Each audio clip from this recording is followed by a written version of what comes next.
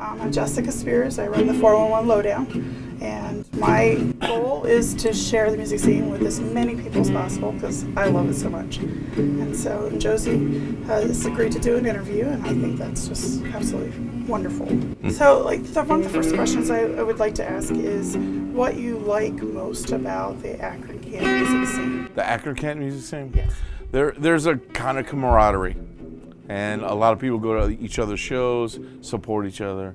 I like that. A lot of the same fans go to see the same bands and promote each other, support each other. That's one of the things I like the most. And what do you think would be one of your least, or not least favorite, most challenging aspects? There's a lot of drama amongst that. Yes. Yes. The scene drama. Yes. There's a lot of drama among I know that all too well. Yes, I imagine that could be quite a challenge. Yeah, there's a lot of drama.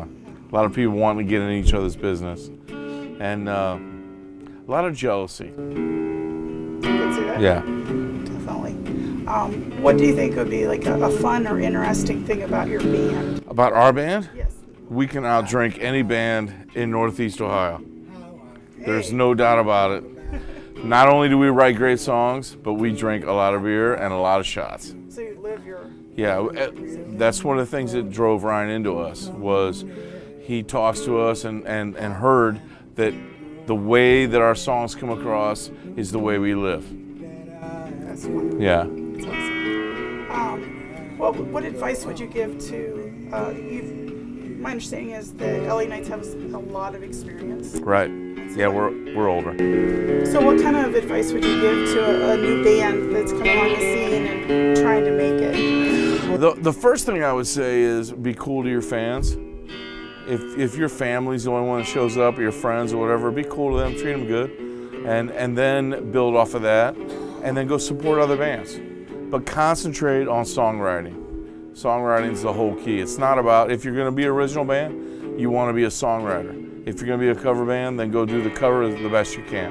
But if you're going to be an original band, you want to write the best songs you can write. That's very good advice. Yeah. I'm trying to think of what would be one of your most challenging or interesting shows that you've done. I shouldn't say challenging, but...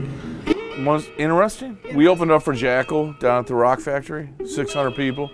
And the day of the show, we were supposed to play on the main stage, and Jackal came in and said, nobody's playing on the main stage except us. I was there, actually. Yeah, and so we had to play the downstairs stage, and we were the main band before they went on, and 600 people in a place that held about 300 people. And that was pretty crazy, and one song into it, not even finished with the first song, I broke a string on the only guitar I took that night. And luckily, somebody had brought a guitar they wanted me to play. They just brought this guitar and said, hey, I'd like you to play this tonight. And I had never played it. I didn't have a strap on. It was their strap. It was everything. And I put it up on the side of the stage, and I broke the string in like the first verse. Changed it, played through, got it up and going. By the time the solo came on, I had the new guitar going, and played the rest of the night with a guitar I'd never even touched before. Wow. Yeah. That would be a challenging and interesting. Yeah. So, what are your goals as a band and as a musician? That's where we started getting into the fun stuff. For the next 6 months to a year, Okay. 5 years. Our CD is going to come out through Independent Ear Records out of Chicago, Illinois, in April. We start recording in January. We've already got 17 songs written for the album. That CD is going to come out. It's going to be our second CD. Rubber City Meltdown sold about 1,000 CDs on the first one. Just us selling them out of our car and online and every show we went to. Ryan's goal and my goal, and what I've challenged Ryan, is we want to sell 10,000. We didn't challenge me, we challenged each other. Exactly. Is to sell 10,000 CDs of the next one.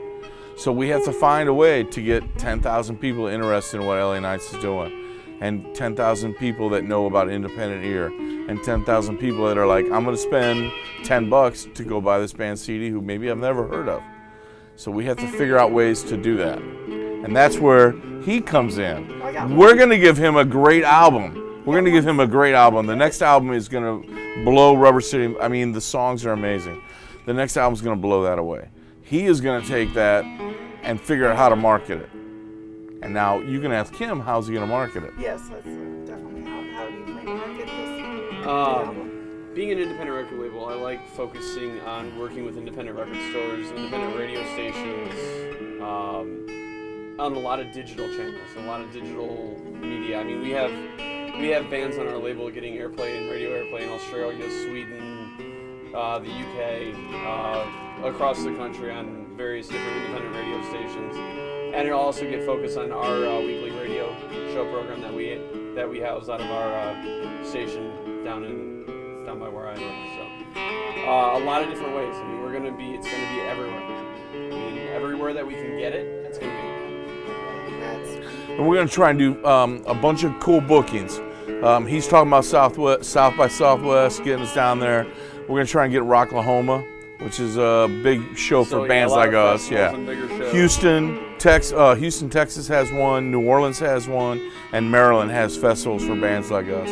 So we're going to try and get booked on those. Go down there and play, and we're just going to walk through the crowd and sell our CDs and try and, get them out there as much as we can. The best way to do it is to be out there and selling it. I mean, CDs don't sell if nobody knows who you are. Yeah. Yeah. It's not like it was in the 70s and 80s where, you could just put something good out there and people knew about it. Nowadays, you gotta. What kind of label do you guys sign with? John told me what you've been doing. It's a label out of Chicago called Independent Ear. They're an indie label, and they love us and we love them, and they're gonna help us try and get the CD out as much as we can. Yeah, really cool guys. And the thing I like the most is you can go sign with a band or with a label and get a bunch of money and get this kind of stuff. What we can do is we can put out our CD the way we want it to come out, and that's what he wants. He wants our vision to come out on a CD. He wants it to be our songs that we wrote, our music that we wrote, our version of what we want the single to be, our video, our everything. He wants us to have control of that. Then he's going to take it and market the fuck out of it. Yeah. And he's going to say, this is what I love about these guys, and I want you to love about them. So with your new contract, this will be a very personalized album. Yeah. Absolutely. Very much so. Absolutely. And we're going to work with him every step of the way, and he's going to be involved in everything that we do. But when it comes down to it, the band, Dave and I, the singer and I, have the vision, the control of what we want to do. And then he's going to come in and say, hey, let's do it, let's market it this way. Here's what you guys did. Let's take that and blow it up. That sounds like a great strategy. Yeah. I'm putting all the words in his mouth right now, but no, it's exactly what I was thinking. but we've been talking now for a couple months, and we talk every day. So it's not like just me running my mouth because I had a couple of Bud Lights and a couple shots, but it's stuff that we've discussed already. Yeah. That leads up to the next question I have is how much work you think in a week it takes to make it look like it's easy, like when you're up on stage and you're playing. This is easy? Well, for the typical fan that may not know what goes on behind the scenes. What do we do as a band, like an hour, hourly, a week? Or just We generally practice 2 to 3 times a week.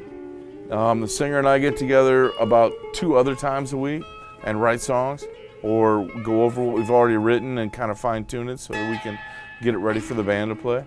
So I'm going to say that, we probably put in 25 to 30 hours plus work a full-time job, and then play shows on the weekends whenever we can. I know this guy never sleeps. I'll text him at 3 o'clock in the morning and be like, dude, I just got a great idea. Can we do this? And he will answer me in 10 minutes at 3 in the morning. He is always... It's 2 o'clock in the morning my time, but yeah. Right. But the big thing that I like is every question I have, he has an answer to.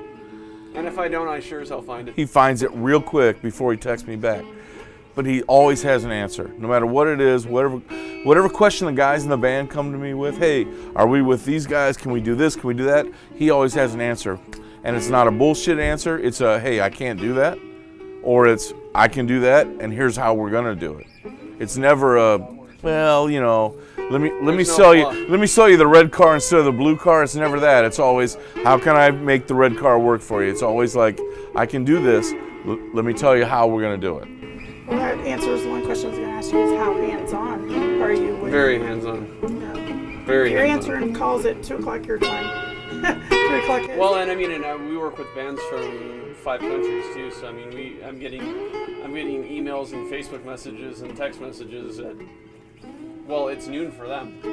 I mean, I was actually had a we've been affiliated with, our band has been affiliated with us for about since June. A few shows in LA and in Vegas, and they're like, well, since we did that, let's make this official.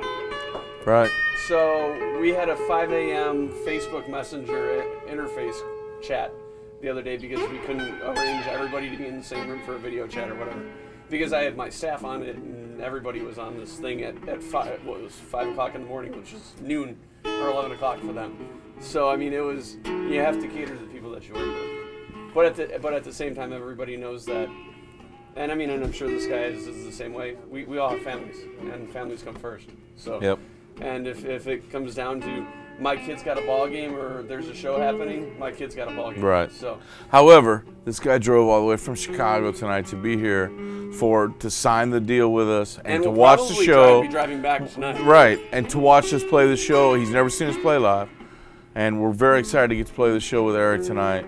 And we were on the tribute album, and we're very excited about this gig. So we picked this gig particularly so that he was here to come down and do it with us. It's a big deal for us, so it was a big deal to him. And a lot of, indie labels don't have a lot of money.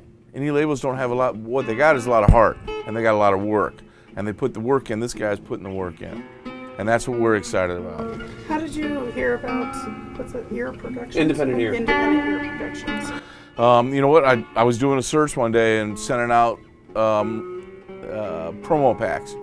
And I did a search for bands, and I typed in independent labels, and of course that name popped right up.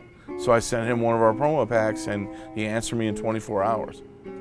And I did get a bunch of labels answering us, and if you read our bio or our promo, but one of the labels called me up and said, "We're talking," and he goes, "Yeah." He starts talking to me, and he goes, "Well, how many CDs you sold of your first CD?" And I said, "Well, we've already sold 850." And we're already almost out of our CDs, which was 1,000. So we basically sold almost 1,000 CDs. And he goes, "Well, what do you need me for?" And I said, "Exactly, dude, thanks." And I hung up the phone. I'm like, "Why do we need you?" Ryan was like, 1,000 CDs, we can quadruple that. We can do, what do you want to do? How many do you want to sell? And I said 25,000. He goes, "I don't see why we can't do that." We've settled on 10,000 as our goal for the first one, because that would be a great amount. That'd be 10 times what we did the first one. But for somebody to say, "Why do you need me?" I'm like, all right. This guy came in and said, "Here's what I can do for you. I like your band. I like the style. I like the image. I can market you guys. I like the way that you guys are you're a rock band who is a rock band. You're not somebody pretending to be a rock band." I mean, being from Rockford, Illinois, anybody who knows the name Cheap Trick knows the city of Rockford. And I mean, we get a lot of those bands that play a similar style of music that these guys do, but I know them outside of their band, and they're lawyers, they're accountants, they wear suits and ties Monday through Friday nights through Saturday. They put on the wig and yeah. And I mean, and I've run sound for those kind of bands. I mean, I'm a sound engineer too, so I've run sound for those kinds of bands, and I'm like, guys, if you're not doing this for the sake and love of music, then go. I mean, you got to do this for the love of it, or else it's never going to be fulfilling. And you can come see us any night of the week. If you see us out at Rippers on a Friday night, this is how I dress. This is not like me getting ready for the show. You're very authentic. Yes, I bartend. This is how I look every single night. This is how my band looks every night that we're out. We don't dress up for a show. We don't pretend to be rock stars. We're not rock stars. We're just guys that love rock and roll and who write good songs and play good rock.